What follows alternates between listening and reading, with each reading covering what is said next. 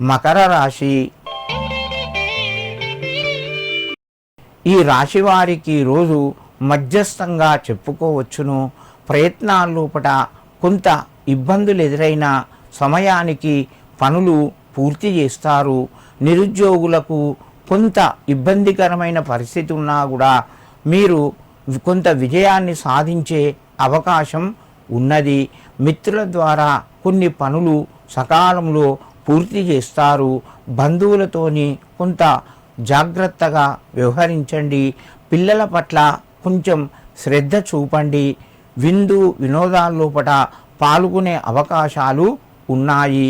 మకర రాశి వారు ఈరోజు శ్రీ మహావిష్ణవే నమః అని చెప్పి 9 సార్లు చదువుకొని మీ పనులు ప్రారంభించండి.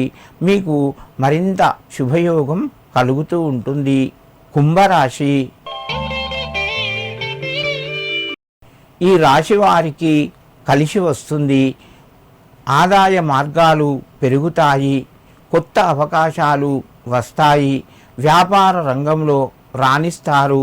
బంధువుల యొక్క సహకారము లభిస్తూ ఉంటుంది. దూర బంధువుల నుంచి ఆహ్వానం కూడా అందుకుంటారు. దైవ చింతన పెరుగుతూ ఉంటుంది.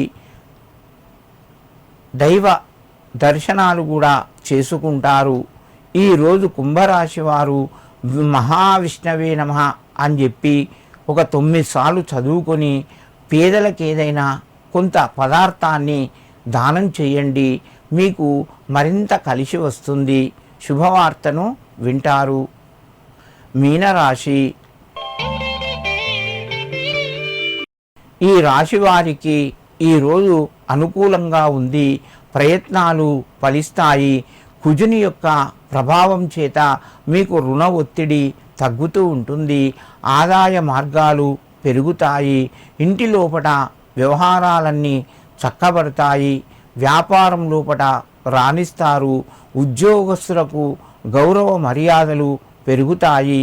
మీనరాశి వారు ఈరోజు శ్రీ లక్ష్మీనారాయణాయ నమః అని చెప్పి ఆ యొక్క నారాయణమూర్తి యొక్క నామాన్ని 7 సార్లు స్మరించి మీ పనులు ప్రారంభించండి.